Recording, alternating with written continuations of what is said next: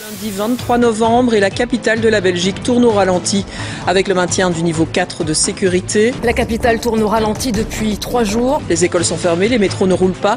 De nombreuses entreprises ont préféré stopper leurs activités. Une situation intenable si elle dure. Un niveau 4, la menace est donc imminente. Les opérations de police menées hier soir et ce matin à Bruxelles et Charleroi ont abouti à 21 arrestations, mais toujours aucune trace de Salah Abdeslam. Le maintien jusqu'à lundi prochain de l'alerte maximale 4 sur Bruxelles, 3 pour le reste du pays, et puis fermeture des écoles demain, mais on les rouvre mercredi, ainsi que le métro et le prémétro. Pourquoi mettre une date pour les écoles et le métro et une autre date pour le reste de la région bruxelloise? La cohérence, c'est d'abord en physique une attraction forte, puis d'une façon figurée, l'harmonie logique entre les parties d'un tout. Un raisonnement cohérent respecte les règles de la logique. À l'inverse, il s'agit de propos incohérents. Non, il n'y a pas une incongruence parce qu'on a dit, même au niveau 4, on veut que la vie quotidienne continue.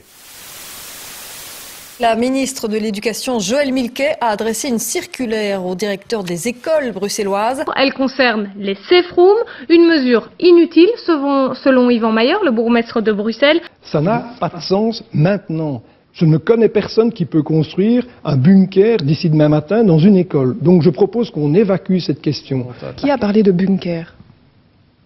C'est vous, safe room. D'une safe room. C'est quoi, je vous le demande? Mais moi j'en sais rien, je ne vais pas parler d'un sujet que je n'ai pas mis sur la table. Interrogez la personne qui a proposé cela. Il n'y a pas une question d'aller sécuriser des salles, c'est repérer dans son établissement des salles qui sont plus safe que d'autres pour savoir en cas de problème que c'est plutôt peut-être vers là des salles moins visibles ou plus cachées, le cas échéant on peut aller, c'est pas les construire. C'est une balle parmi des dizaines d'autres réceptionnées dans un colis hier matin sur la commune de Dilbeek.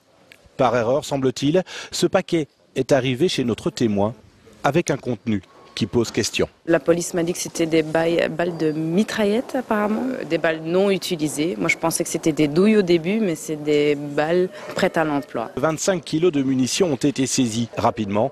Des perquisitions ont été menées chez un voisin, collectionneur d'armes.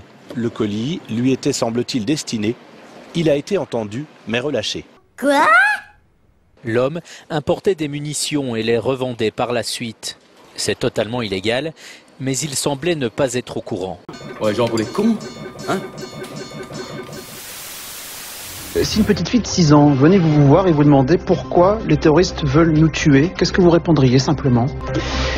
Parce qu'ils sont fous, parce que je pense qu'il y a une hystérie mortifère, démoniaque, sur base de radicalisme, d'addition peut-être aussi d'éléments de substance, parce que voilà, on ne sait pas non plus comment les choses se sont passées.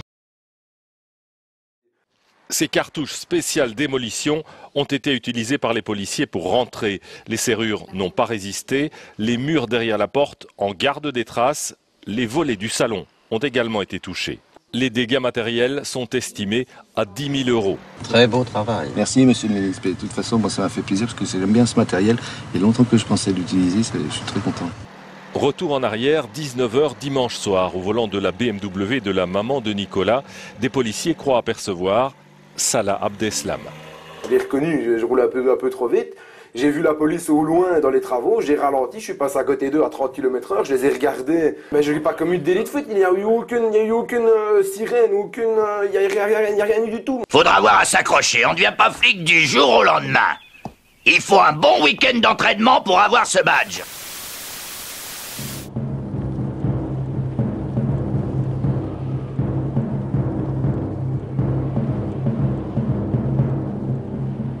J'admire la démocratie. J'ai la passion de la République. Les pouvoirs que vous me confiez, je les rendrai dès que cette crise aura été résolue.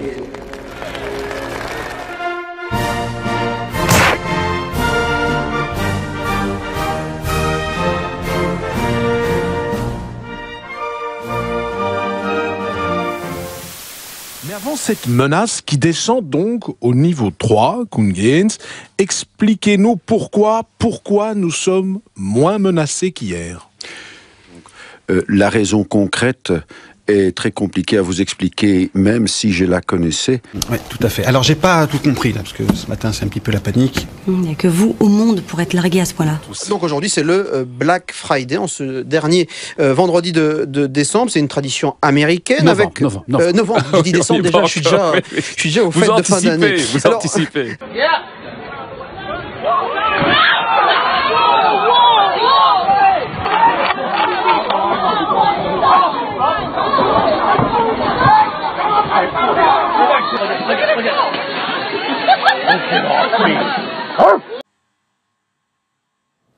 Parce que la France est un pays de liberté, parce que nous sommes la patrie des droits de l'homme. La France prévient, elle pourrait temporairement déroger à la Convention européenne des droits de l'homme. Je vous promets aussi que la France restera elle-même. Je vous l'affirme ici, nous ne changerons pas. C'est chose faite. Les autorités françaises ont informé l'instance européenne et son secrétaire général Thorbjørn Jagland, annonçant qu'un certain nombre de mesures prises dans le cadre de l'état d'urgence sont susceptibles de nécessiter une dérogation à certains droits garantis par la Convention européenne. Nous ne céderons ni à la peur, ni à la haine. Plus de 1200 perquisitions administratives ont été menées dans le cadre de l'état d'urgence, conduisant à 165 interpellations et des assignations à résidence. Certaines associations ont dénoncé des procédures parfois musclées ou sans rapport avec la lutte contre le terrorisme. Vive la République et vive la France.